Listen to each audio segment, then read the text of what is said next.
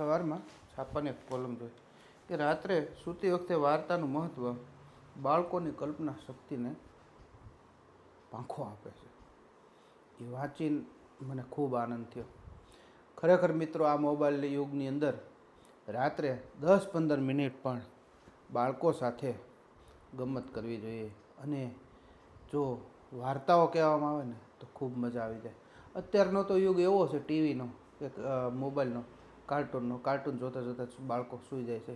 એમાં કાર્ટૂનની અંદર એને કલ્પના સૂઝતી નથી. પણ જ્યારે રાતનો સમય હોય, શાંત વાતાવરણ હોય અને વાર્તા કહેવામાં આવે, એક મોટું જંગલ હતું, એની અંદર આવો સિંહ હતો, આવો વાઘ હતો, આવા દીપડા હતા, તો બાળકોના મગજ ખીલે. એને એમ થાય, ઓહો જંગલ, કેવું જંગલ. અને એની કલ્પના શક્તિને એ વાચા આપે અને કલ્પના શક્તિની અંદર એ જંગલને દોરે. એમ થાય કે આવું જંગલ હતું, આવું જંગલ હતું, આમ હતું, તેમ હતું.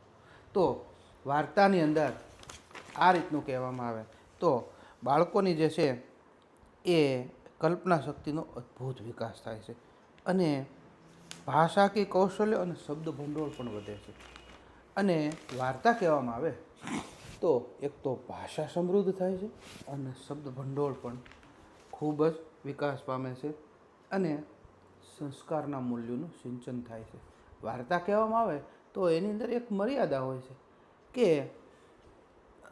આવું હતું, તેવું હતું, આમ થયું, તેમ થયું. મિત્રતાના ગુણ આવે, એક મદદ કરવાના ગુણ આવે, સાહસ કરવાના ગુણ આવે. વાર્તાને કારણે ઘણા બધા મૂલ્યો સચવાઈ જતા હોય છે. પણ અત્યારના મોબાઈલ યુગની અંદર અત્યારના બધા જ લોકો, બાળક રડે તો આ ફટ મોબાઈલ અંબાવી દે. એને શું જોવે છે, શું નથી જોતું એવું નથી. અત્યારે બે શબ્દ છે, ઘણા સમયથી હું સાંભળું છું, લગભગ કોઈ પણ બાળકને, કોઈ પણ યુવાનને જે 15, 17, 18 વર્ષનો થઈ ગયો ને એને તમે પૂછો ને, એટલે તું આ લે, એ તો હું ભૂલી ગયો.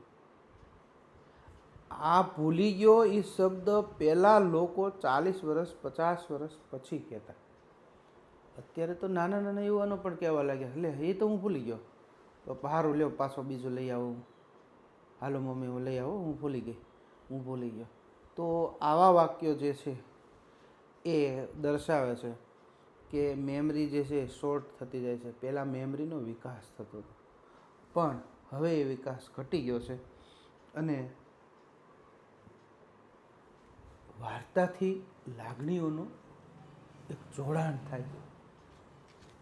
અને વાર્તા સાંભળતા સાંભળતા જ્યારે બાળક સૂઈ જાય છે ત્યારે એની કલ્પના શક્તિઓને વાચા ઉપજે છે અને એ ઊંઘની અંદર વાર્તાઓ જેવું વાગોળ્યા કરે છે અને પોતે પોતાનું એક વિશ્વ દોરે છે.